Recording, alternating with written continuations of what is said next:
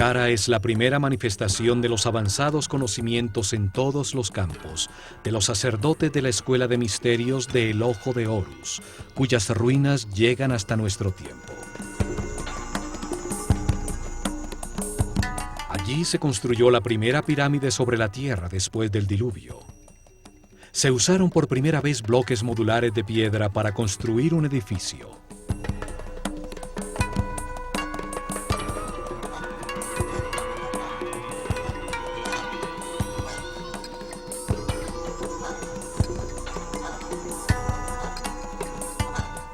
Se tallaron hieroglifos en los muros con los primeros textos religiosos de la historia.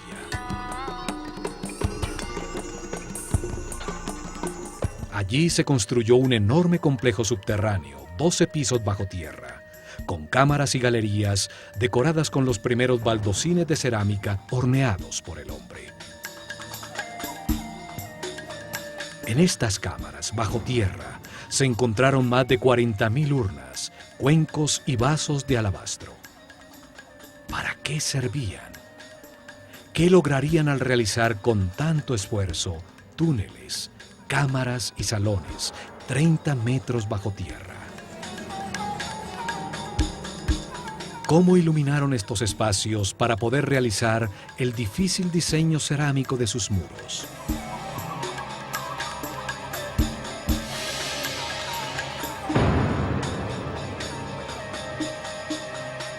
¿Por qué las construcciones a ras de tierra son volúmenes macizos de piedra sin ninguna utilidad aparente? ¿Qué ganaba una sociedad de unos 4 millones de personas al cortar y mover más de 1 millón de toneladas de piedra para producir un complejo escenográfico que asombra por su refinada arquitectura?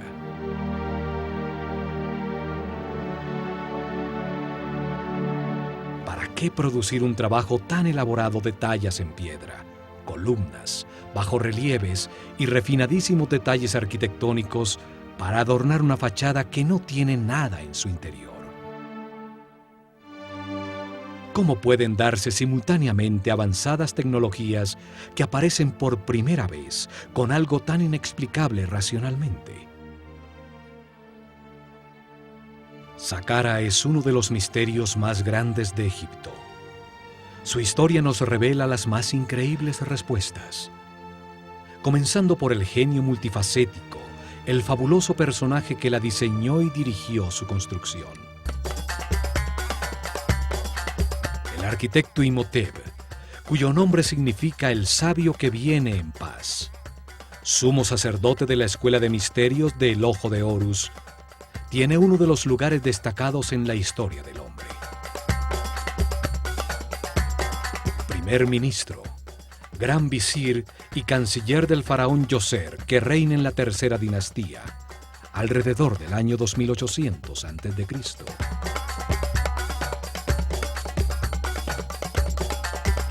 Imhotep nace un 31 de mayo, hijo del arquitecto Khanofer y de su mujer Kedronc. Unas pocas estatuillas lo muestran como un ser sencillo, vestido con la sobriedad de un monje. Padre de la arquitectura, pasa de la madera y el barro cocido a los bloques modulares de piedra.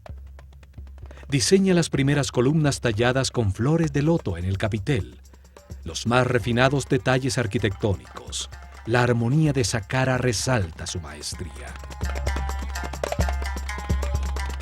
Fue el primer filósofo de la historia del hombre. Se dedicó a pensar y a analizar conceptos fundamentales como espacio, tiempo, volumen, la naturaleza de la enfermedad, la existencia de Dios y de la inmortalidad. Expresa la base conceptual de la civilización egipcia, como el movimiento de la conciencia hacia Ma'at, hacia lo justo, lo recto, lo armónico y lo equilibrado. Platón nos dice que la historia que le contaron a Solón los sacerdotes egipcios sobre la Atlántida se remonta a Imhotep.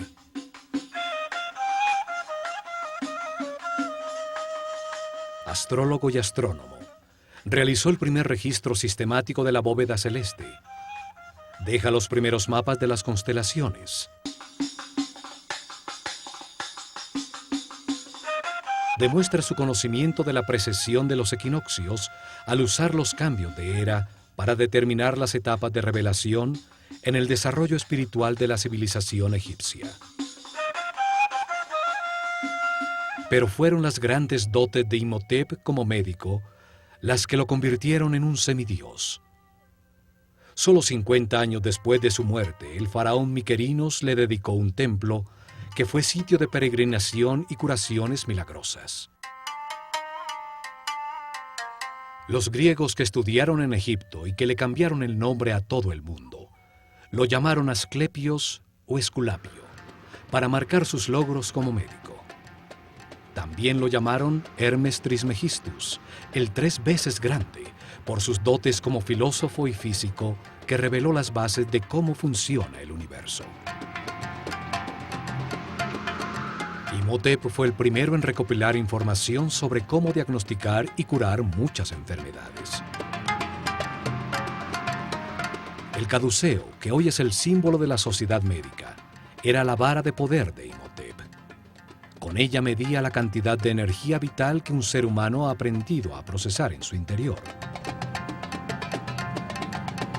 Así sabía cuál de los centros neurales o chakras utiliza para captar y procesar su energía vital y en dónde tiene imbalances celulares electromagnéticos. Curaba elevando la frecuencia vibratoria del aura o campo electromagnético personal. Esto restablecía el balance de los chakras, permitiendo que volvieran a suministrar la energía vital necesaria a los órganos afectados, la causa real de las enfermedades. El caduceo tiene 2 serpientes que se cruzan sobre los 7 chakras. Los centros neurales sobre la columna vertebral que captan y distribuyen la energía. Simbolizan las 2 polaridades de carga eléctrica y movimientos contrarios que dan lugar al universo dual. En su centro está una columna ondulatoria, formada por parejas de partículas con carga opuesta que se neutralizan y equilibran, la única manera para llegar a la iluminación. Representa al Kundalini, la fuerza vital que sube a través de la columna vertebral. Al desaparecer ese conocimiento, su forma se conserva como el símbolo para curar. Experimentos utilizando su forma como una bobina eléctrica han encontrado que tiene unas misteriosas características.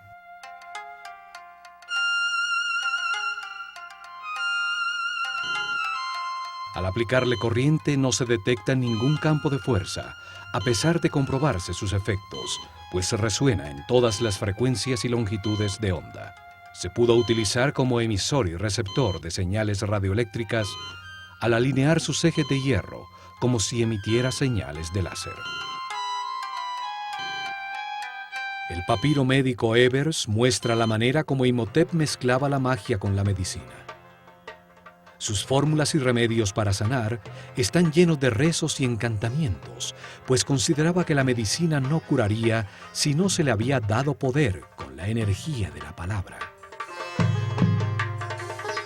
Sus escritos y enseñanzas pasaron secretamente de generación en generación durante milenios. Son la base de los conocimientos gnósticos, templarios, illuminatis, rosacruces y masones. Los griegos los llamaron los principios herméticos. Imhotep los dejó para la posteridad en varios papiros y tabletas. Uno de ellos, el Kybalión, habla de los 7 principios fundamentales del universo. Allí afirma que el universo existe en la mente de Dios, que cada hombre es uno de sus pensamientos, con la capacidad de pensar a su vez, que la realidad es un gran sistema, donde todo tiene conciencia y está interconectado. Imhotep fue un maestro del conocimiento. Enseñó la escritura hieroglífica y a tallarla en losas de piedra, produciendo los primeros textos religiosos de la historia. Por esto es asociado con Tot, el néter o principio divino, simbolizado por una figura humana con cabeza de ibis que representa al verbo divino, al creador de la palabra.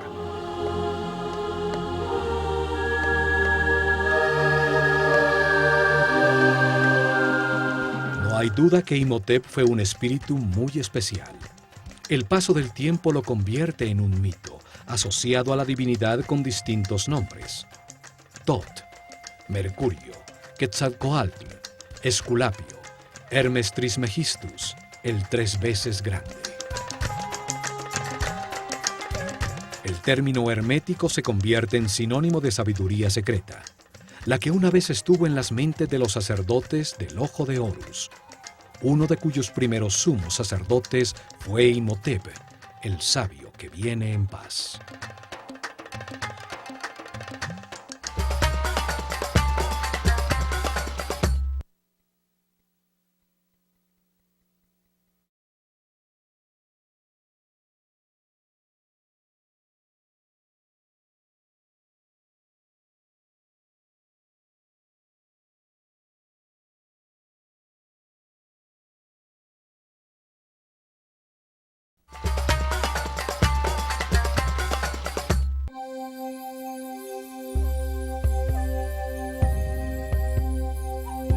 Fue Imhotep el que decidió dónde se construiría Saqqara para sus misteriosos propósitos. Situada en el área comprendida entre los 31 y 32 grados longitud este y los 29 y 30 grados latitud norte, la única área en Egipto donde construirían pirámides durante los siguientes 400 años.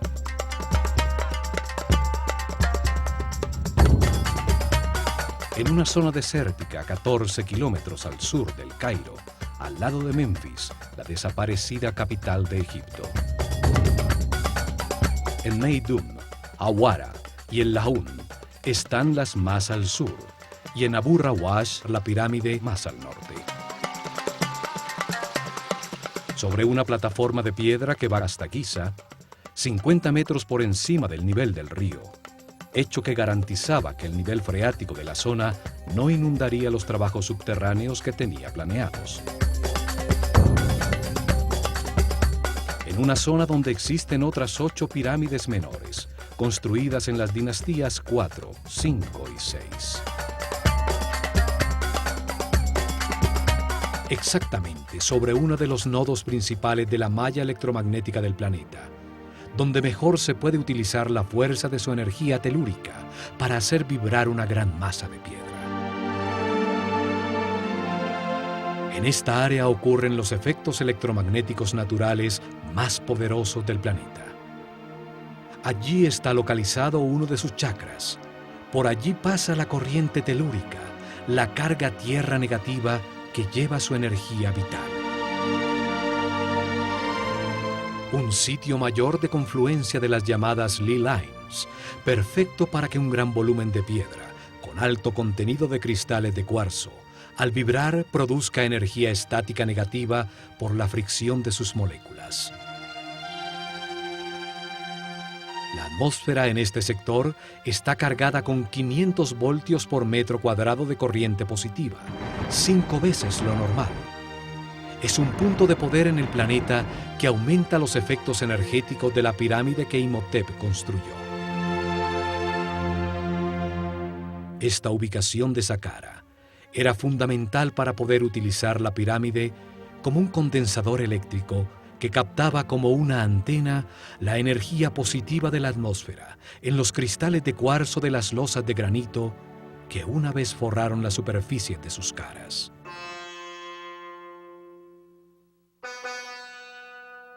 Saqqara significa el que abre y guía el camino. Su símbolo es el chacal que guía a los perdidos en el desierto hasta llevarlos a tierra cultivada, al sitio del hombre civilizado.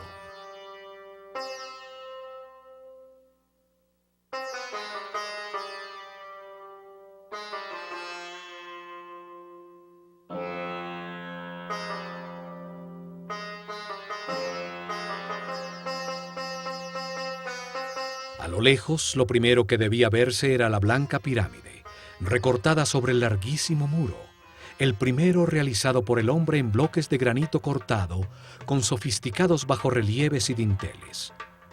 Una obra mucho más complicada que la misma pirámide. 130.000 toneladas de granito de Tura formaban un alto y especial muro de piedra. Rodeaba las 15 hectáreas del complejo, protegiéndolo del caos exterior, dándole una forma rectangular, ajustada exactamente en dirección cardinal norte-sur, paralelo al curso del Nilo.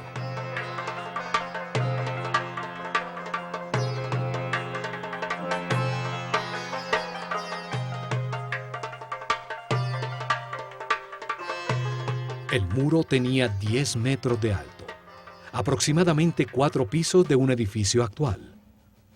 550 metros, 5 cuadras y media en línea recta de norte a sur, y la mitad exacta de esta distancia, 275 metros de ancho de este a oeste. El muro es el primer componente de la máquina cuántica diseñada por Imhotep en Saqqara. Todo el complejo era como un gran circuito electrónico, solo que en piedra y a una escala enorme. El muro actuaba como un cordón electromagnético que aislaba todo el complejo, cerrando y protegiendo el circuito. Para realizar su cometido no necesita de cables eléctricos, solo que las moléculas del material que le da forma tengan un alto contenido de cristales de cuarzo. El granito de Tura, un sitio muy cercano a Saqqara, tiene un gran contenido de cuarzo. El cuarzo organiza sus moléculas en tetraedros, una de las 5 formas básicas que organizan la materia, llamados sólidos platónicos. Al vibrar con el planeta, las caras de los tetraedros se friccionan entre sí, produciendo una carga eléctrica.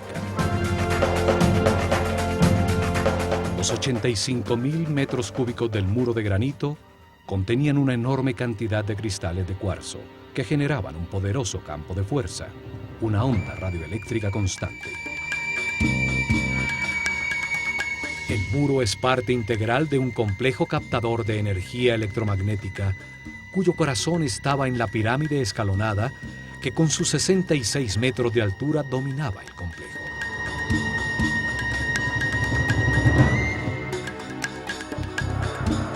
La forma del muro es sorprendente.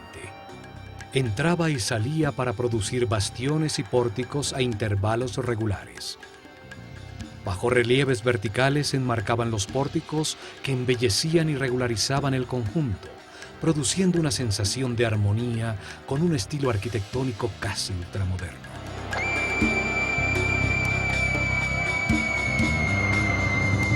Desde las almenas de su parte superior, a las que se accedía a través de escaleras colocadas a intervalos regulares, se divisaba el paisaje de kilómetros a la redonda y la imponencia de la pirámide escalonada.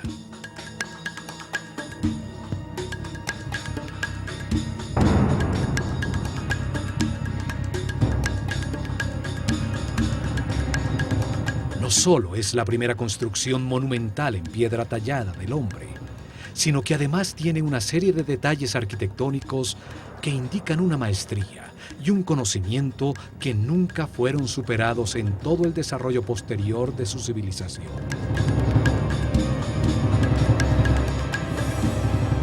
Quince pórticos iguales mimetizaban el único con una puerta verdadera, ubicado en la esquina sureste del enorme rectángulo.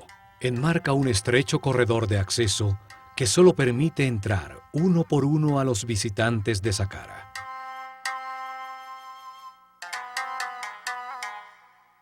El camino de perfeccionamiento espiritual es individual e intransferible. Nadie puede evolucionar por otro. Por esto, a Saqqara se entraba de uno en uno.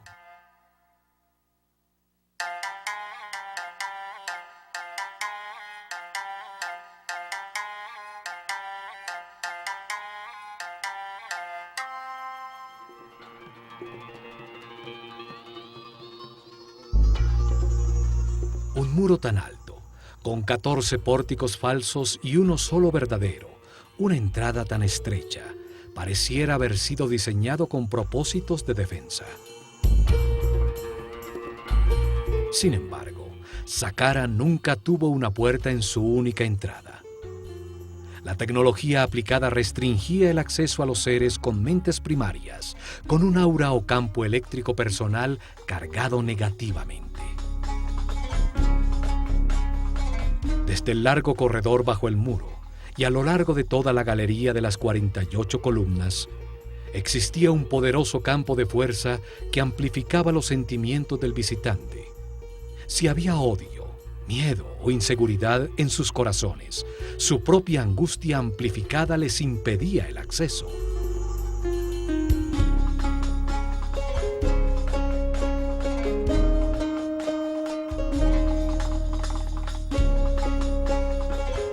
Solo los puros de corazón podían entrar en Saqqara, cuando el complejo y la escuela de misterios del Ojo de Horus funcionaban allí.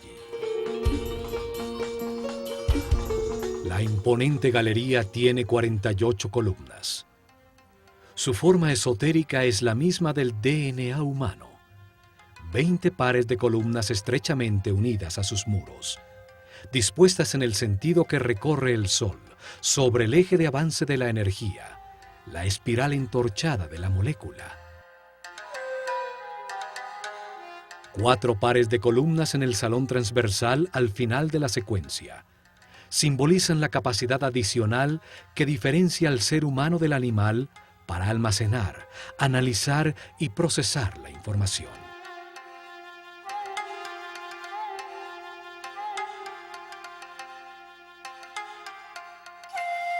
Las columnas totalmente moduladas y con 7 metros de altura estaban dispuestas con una serie de principios arquitectónicos que se repitieron miles de años después en Grecia, en el Partenón.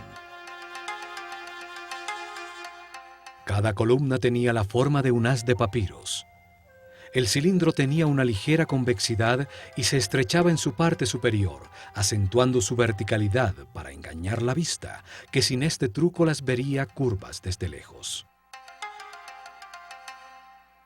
El restaurador de Saqqara, Jean-Philippe Loé, también encontró que en la profundidad de la galería, las columnas más lejanas estaban ligeramente más distanciadas entre sí, aumentando la perspectiva y produciendo la sensación que la galería era más grande.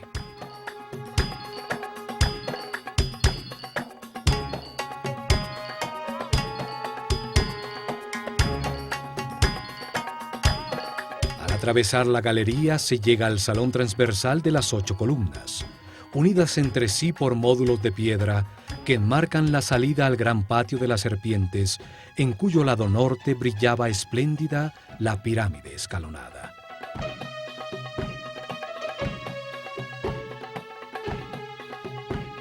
El patio estaba originalmente delimitado por altos muros, con intrincados bajorrelieves. Formaban nichos con la forma que simboliza a una puerta y que posteriormente aparecería en uno de los muros de todas las tumbas egipcias.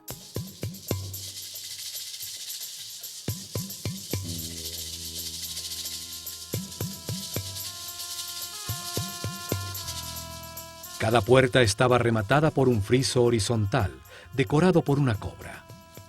La serpiente sagrada, que simboliza a la dualidad por su lengua bifurcada y sus órganos sexuales dobles. La serpiente simboliza también la determinación para alterar la existencia, de comenzar un viaje evolutivo decidido por sí mismo, de tomar sus propias decisiones. Es la fuente y origen del movimiento.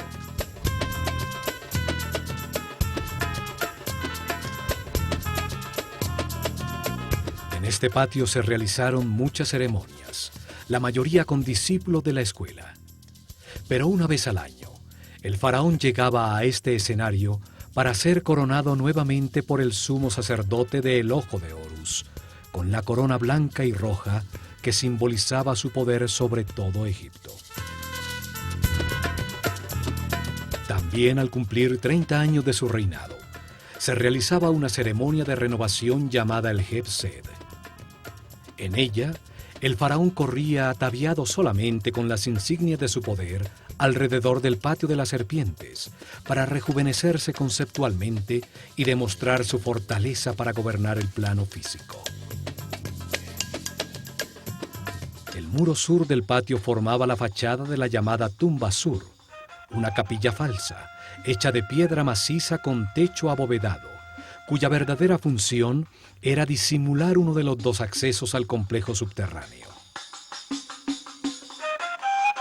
La capilla tiene un pequeño espacio en su interior, a donde llegaba un pozo vertical que permitía acceder al sistema subterráneo, lejos del acceso que llega a la pirámide.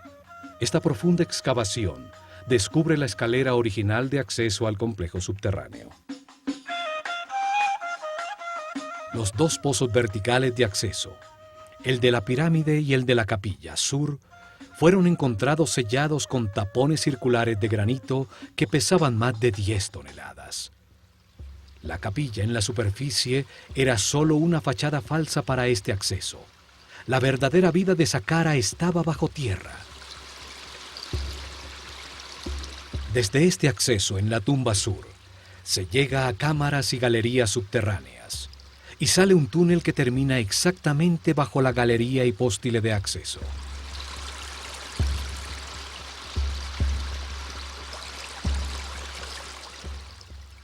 La planta de todo el complejo parece el procesador central de un computador.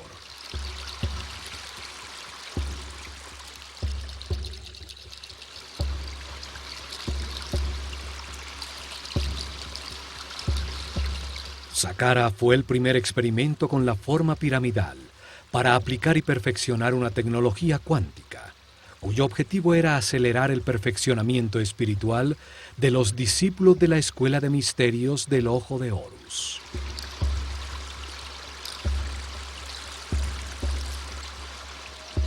Durante 400 años se construyeron alrededor de 100 pirámides con formas, tamaños y materiales distintos, hasta que perfeccionaron el diseño y se construyó la Gran Pirámide de Keops.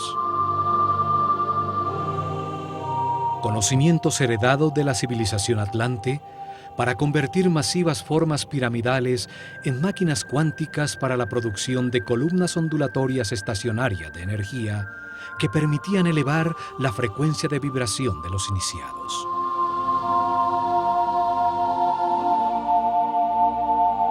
Esto aumentaba la energía vital, amplificaba el poder mental y despertaba nuevos sentidos como la telepatía y la sensibilidad para percibir el aura de las otras personas. Permitía a la conciencia situarse sobre el tiempo y ver la cadena de reencarnaciones vividas.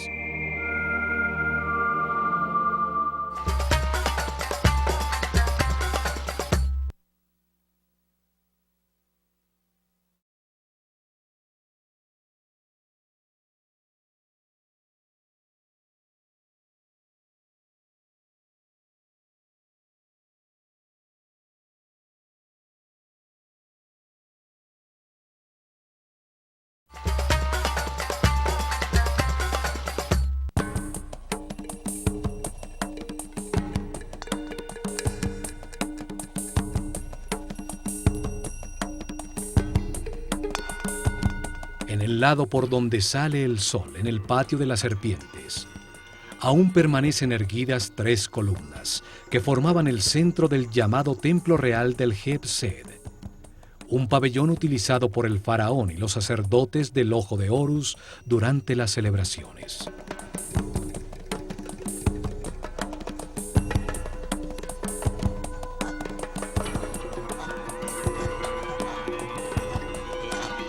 Desde este pabellón, siguiendo un muro curvo, se llega al patio rectangular del Heb-Sed, paralelo al patio central del complejo. Sus lados estaban delimitados por 2 series paralelas de capillas falsas.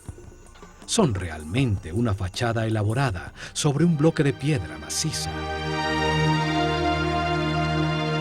Cada serie tenía 13 extrañas y misteriosas capillas de piedra maciza. Sus muros no producen ningún espacio útil en su interior. Son solo una fachada escenográfica, elaboradísima, con refinados detalles arquitectónicos. Su forma disfrazaba el verdadero propósito de todo el complejo y el intrincado diseño de cámaras, túneles y galerías subterráneas diseñadas como un enorme circuito electrónico para producir un vórtice electromagnético. Frente a cada capilla falsa, a través de un estrecho y tortuoso pasaje, se llegaba a un pequeño santuario exterior, donde estarían las representaciones simbólicas de las fuerzas tutelares de Egipto, la Eneada divina.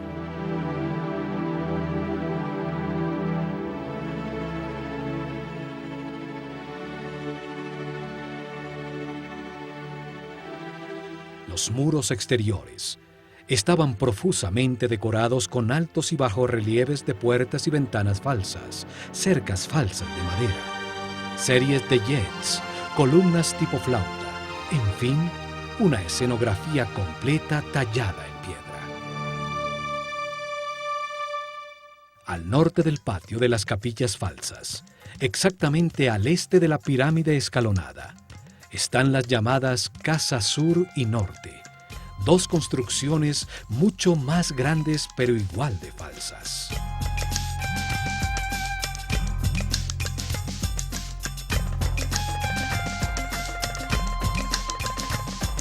La fachada de la Casa Sur tiene columnas cilíndricas con capiteles con forma de flor de loto, símbolo del Alto Egipto. Un estrecho corredor tiene en una de sus paredes el grafiti más antiguo del mundo, hierático, con comentarios que hacen referencia al faraón Djoser de visitantes durante la dinastía XVIII. La fachada de la Casa Norte tiene columnas con papiros, el símbolo del Bajo Egipto, el delta al norte del país. Aquí, durante la ceremonia del Heb-Sed, el rey recibía la corona roja que simboliza su autoridad sobre ese territorio.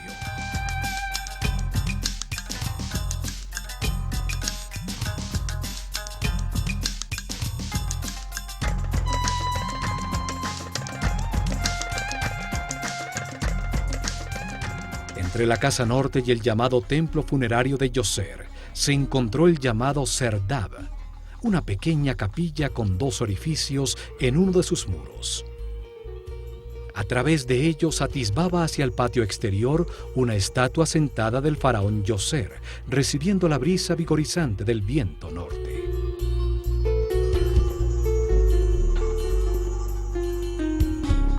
La figura con el imponente Nemes en la cabeza, cuyos ojos incrustados de cristal se perdieron, es la primera imagen tridimensional de tamaño natural de un monarca egipcio que ha llegado hasta nuestros días.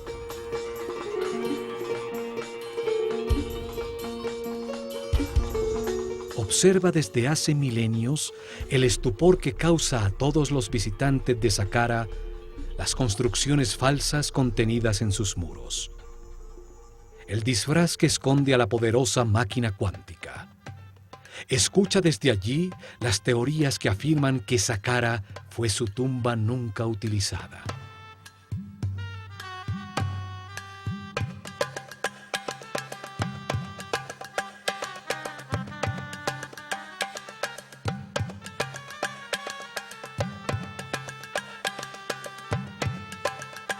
A su lado se encuentran las ruinas del templo adosado a la pirámide, con su único acceso hacia el este, que a través de intrincados laberintos de estrechísimos corredores conducía a dos patios abiertos, uno de los cuales escondía la puerta a la verdadera Saqqara en las profundidades de la tierra.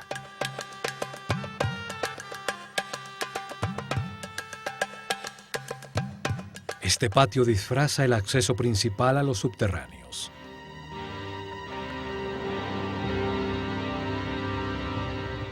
Este esquema de un templo adosado se repite en las pirámides que se construyeron en los siguientes años.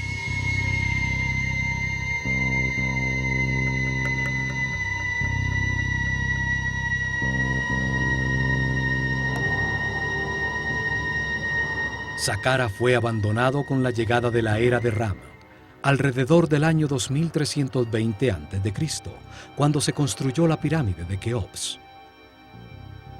El conocimiento sobre los accesos a las cámaras y galerías subterráneas se perdió en el tiempo. La piedra de sus muros fue utilizada como material de construcción.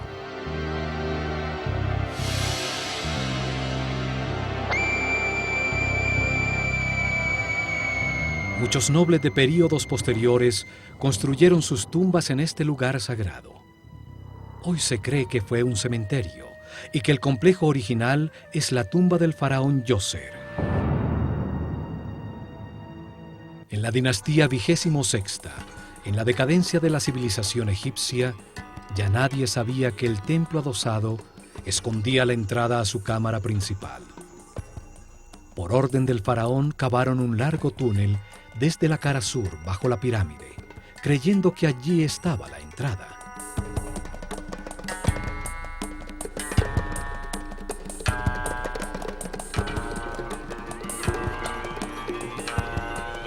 Perforaron la durísima roca, dejando columnas en piedra para evitar que el túnel colapsara.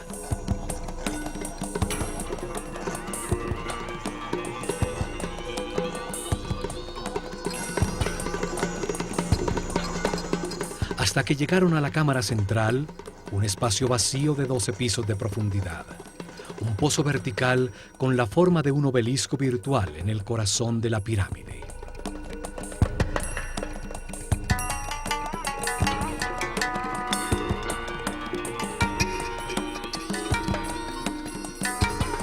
Desde allí descubrieron que el acceso original estaba realmente en la cara norte de la pirámide y pudieron entrar a todo el complejo de galerías subterráneas.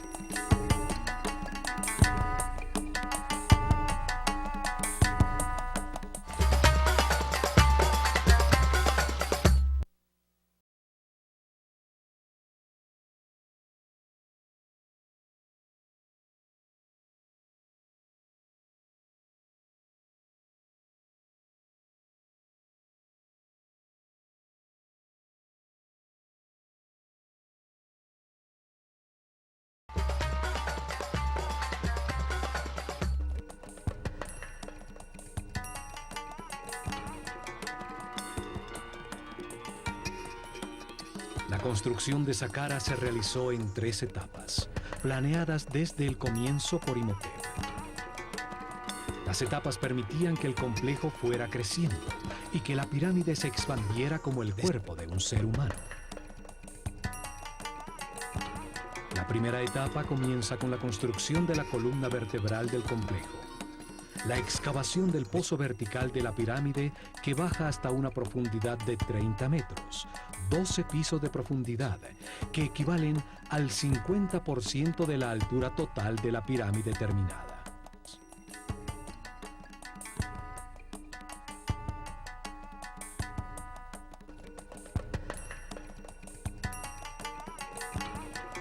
A esa profundidad cavan cientos de metros de túneles y una serie de cámaras y galerías que son parte fundamental del sistema.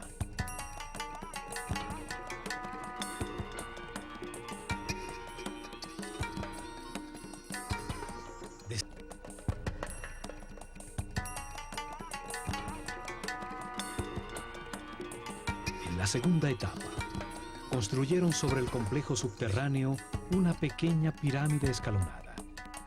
Su volumen y peso era un 50% exacto de la pirámide proyectada. Empleaba solo la mitad de los recursos y del esfuerzo total. Además, se lograba utilizar temporalmente la instalación en su propia construcción. La carga eléctrica generada por la pirámide pequeña era utilizada para producir avenidas electromagnéticas que facilitaban el desplazamiento de todo el material necesario para construir totalmente el complejo.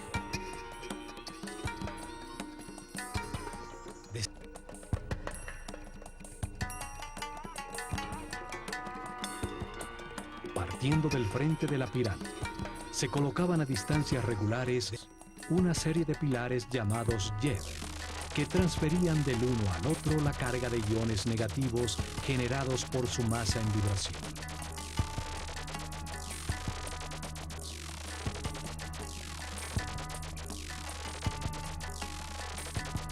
Cada pilar tenía 2 bobinas verticalmente dispuestas de alambre de oro enrollado sobre madera. la primaria en la parte inferior, la secundaria en la parte superior. El pilar era colocado sobre una cavidad llena de fibra mojada en agua salada, que producía un excelente contacto tierra. Se requería que un sacerdote de alto nivel de conciencia y vibración controlara con la energía taquiónica de su mente la transferencia del flujo de iones al primer pilar frente a la pirámide.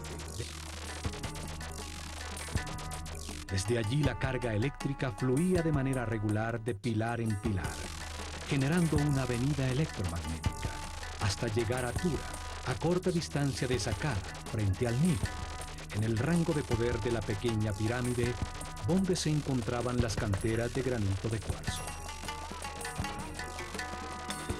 Las losas cortadas de granito eran colocadas frente al último hielo, donde eran golpeadas por la vara del sacerdote, induciéndoles a sus moléculas de cuarzo la misma carga negativa de la avenida.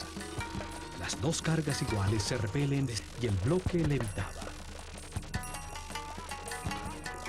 Es el mismo principio utilizado hoy por el tren bala en Japón, que flota sobre un poderoso campo electromagnético en los rieles, de igual polaridad a la del tren.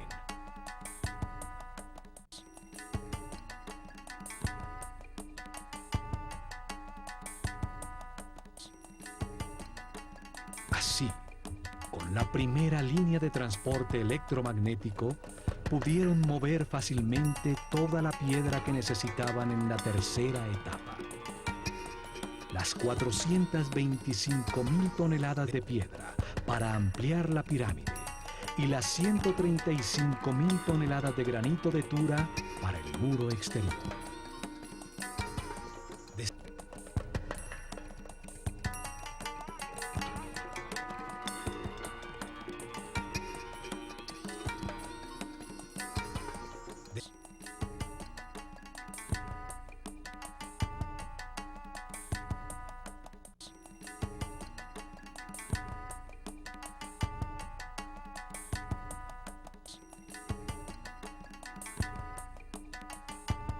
Las etapas permitían utilizar parcialmente la potencia generada y aumentarla en un 50% cuando la pirámide grande estuviera construida.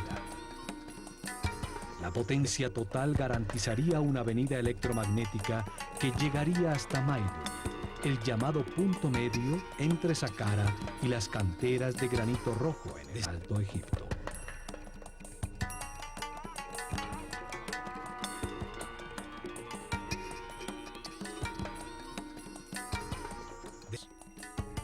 Tecnología y conocimientos heredados de los atlantes, basados en principios de mecánica cuántica que nuestros científicos apenas comienzan a entender. En el próximo programa, continuaremos analizando a Saqqara. Veremos la disposición y sentido de todo el complejo subterráneo, construido para dar forma a una poderosa máquina cuántica que aceleró la evolución de los iniciados. Al examinar este camino, que llamaremos el camino cuántico hacia la luz de la conciencia, veremos que este proceso evolutivo ha sido enseñado por distintos maestros superiores. Uno de ellos fue el Maestro Jesús.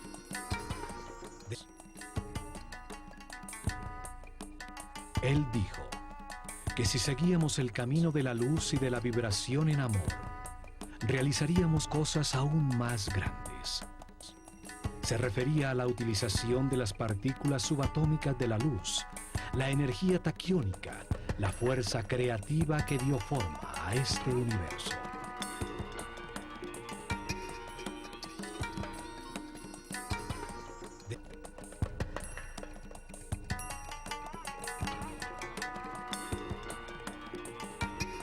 Miles de años antes de la llegada de Jesús, los sabios sacerdotes del Ojo de Horus utilizaron este mismo tipo de conocimientos para acelerar la evolución de sus discípulos en Saqqara.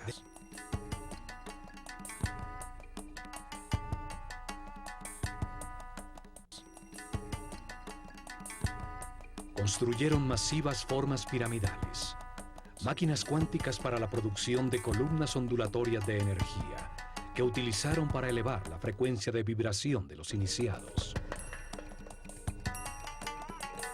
Dieron forma a un centro de comunicación con las dimensiones superiores que permitió a los discípulos más avanzados verificar el camino de la luz, recibir información de seres más evolucionados, de maestros superiores.